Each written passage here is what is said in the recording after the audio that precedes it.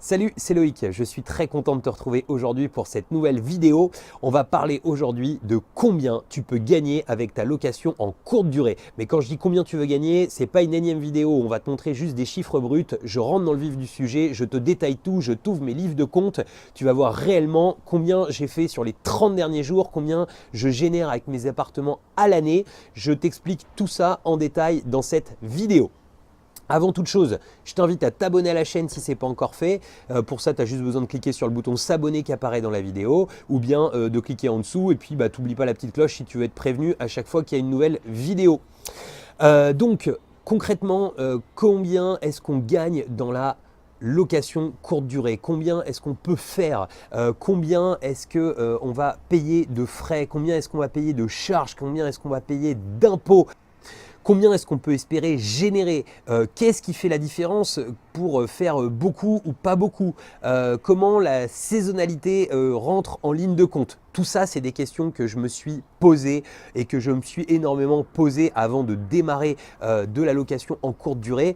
Et j'ai appris malheureusement à mes dépens, puisque je n'avais pas eu la réponse à toutes ces questions avant de démarrer, mais je suis fonceur, donc j'y suis allé et j'ai dit on verra, même si j'étais persuadé qu'il y avait une rentabilité, sinon j'y serais pas allé. Mais tu vois, quand j'ai démarré mon premier mois de location, je l'ai vendu en quelques jours seulement, j'étais hyper content, je me suis dit formidable, j'ai fait 900 € de chiffre d'affaires, mais en réalité, en rentabilité, j'étais bidon.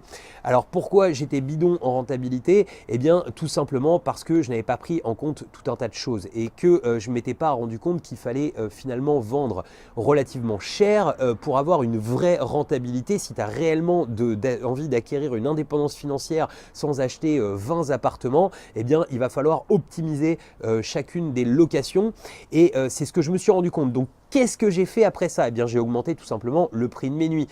Mais le problème, c'est que quand je me suis mis à augmenter le prix de mes nuits, eh bien, mon volume de réservation s'est mis à énormément baisser.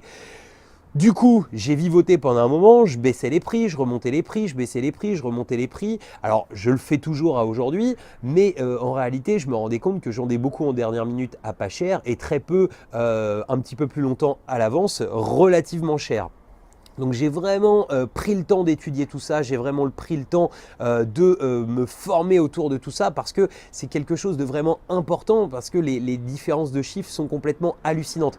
T'imagines que sur ce même appartement dont je te parlais à l'instant, j'ai fait 900 € de chiffre sur mon premier mois de location quand je l'ai mis en location en courte durée. Donc là, tu penses même pas à sous-traiter, en fait, tu penses même pas à payer un prestataire, j'aurais été complètement dans les choux.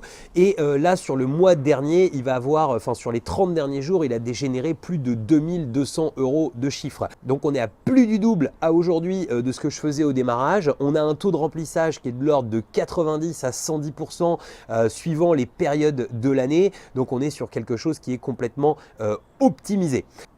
Pour que tu puisses bien prendre en compte l'ensemble des chiffres à prévoir sur ta location en courte durée, eh bien on va se retrouver directement derrière l'écran informatique. Je t'ai préparé un petit PowerPoint et on va aussi aller faire un petit tour sur mon Stripe.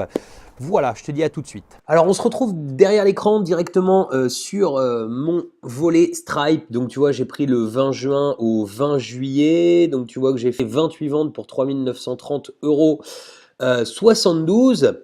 Ces ventes, eh bien, en réalité, elles sont pas tout à fait représentatives. Il faut que tu te méfies en fait quand les gens te montrent leur volet Stripe comme ça, parce que finalement, en fait, j'ai pas fait 3 930 € 72 de ventes. Alors j'en ai fait plus encore, mais via d'autres sites également qui passent pas par Stripe. Mais en réalité, comme on encaisse à l'avance, eh bien, en réalité, les 3 930 €, ils sont plutôt répartis. C'est des ventes qui se répartiront sur août ou sur août et puis un petit peu en septembre. Voilà, de toute façon, je suis pas plein en août, je suis pas plein en septembre, mais tu vois, bon, en gros, j'ai rentré 4000 €, c'est à peu près dans la moyenne. Donc là-dessus, en fait, on retrouve les ventes de Booking, de mon site internet et les ventes également Expedia. Donc ces ventes, eh bien, lorsqu'elles sont réalisées, eh bien, on encaisse tout simplement le client. J'avais déjà fait un module sur Stripe, hein. Tu peux aller faire un petit tour sur Stripe, tu tapes Stripe dans la chaîne et puis tu devrais retomber sur la vidéo pour savoir comment utiliser cet outil. Mais voilà, par contre, là-dedans, tu n'as pas Airbnb, tu n'as pas Morning Croissant, tu n'as pas enfin tout l'ensemble Abritel, tu n'as pas tout l'ensemble de ces autres sites qui apparaissent ici. Mais je vais te donner vraiment les chiffres exacts de ce que je fais dans un petit PowerPoint. J'ai repris l'ensemble de mes charges. On va voir ça tout de suite. Alors concrètement, combien on gagne en location saisonnière? On va voir ça dans ces quelques slides que je t'ai fait. Hier, j'ai deux appartements qui sont bien situés, qui sont exploités à l'année en location saisonnière, c'est-à-dire que c'est sur ces deux appartements-là, c'est vraiment le mode de location permanent. On va faire là du coup un focus sur 30 jours. J'ai pris du 20 juin au 20 juillet parce que le mois de juillet n'est pas fini au moment où je tourne cette vidéo. Donc je trouvais ça plus logique de faire ça sur 30 jours. Mes modes de promotion, à la fois donc site perso, Booking, Airbnb, Abritel, Expedia, Morning Croissant, mes annonces sont à peu près partout. Concrètement, on a en moyenne 42% de mes réservations qui viennent de Booking, 23% par mon site perso, 13% par Expedia, 11% par Airbnb et le reste par les autres canaux.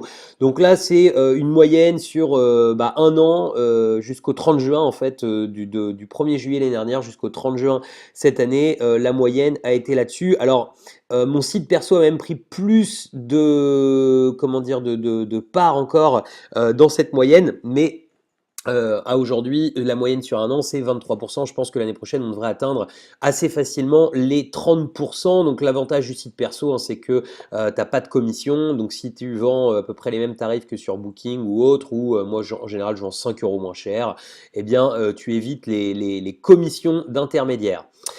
Donc, on va voir maintenant les chiffres sur 30 jours. Donc, concrètement, sur 30 jours, j'ai fait 4 683 € de chiffre d'affaires sur l'ensemble des deux appartements. Il y avait 736 € de frais annexes.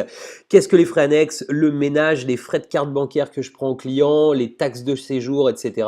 On avait pour 736 €.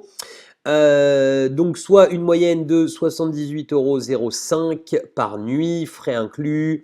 Les frais donc que j'ai sur ce bien, alors ça peut être très utile en fait de bien les énumérer, ça te permettra en fait de savoir un petit peu ce qu'il faut prévoir. J'ai 720 € de crédit IMO pour les deux appartements en tout. Alors je te rappelle que j'avais fait des financements à 110% sur les deux, j'ai financé les travaux, j'ai financé la totale sur les deux. EDF 140 €, sous-traitance 580 €, donc ça c'est mon prestataire à qui j'ai donné 580 € sur un mois. Assurance 14 € par mois, commission des sites de réservation, il y en a eu pour 485,24 €, tu vois, d'où l'intérêt de faire dégringoler ce chiffre avec un site perso au fur et à mesure, parce que ça c'est de la pure marge que tu peux te récupérer. Les produits d'accueil, café, etc., j'en ai eu pour 38 €. Les charges de copro, 90. Internet, 32. Les taxes. Ah oui, Internet, c'est parce que j'ai une offre en fait à 2 € sur un des deux logements, donc je suis à 30 € plus 2 €.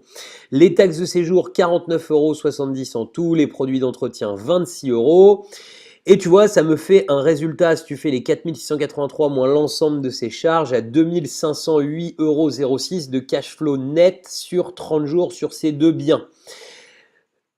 Alors, c'est une période sur laquelle, alors déjà, il y a un des deux appartements qui est en 4 personnes, celui qui a 420 € de crédit.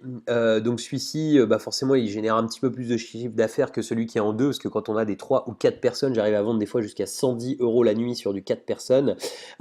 Donc forcément, c'est pareil, j'ai augmenté la moyenne de chiffres réalisés parce que je suis passé début juillet, donc ça devait être le 7 ou 8 juillet en une nuit, donc j'ai fait plus de une nuit, mais les une nuit, je les vends plus cher que quand je vends du 2 nuits, 3 nuits, 5 nuits, etc.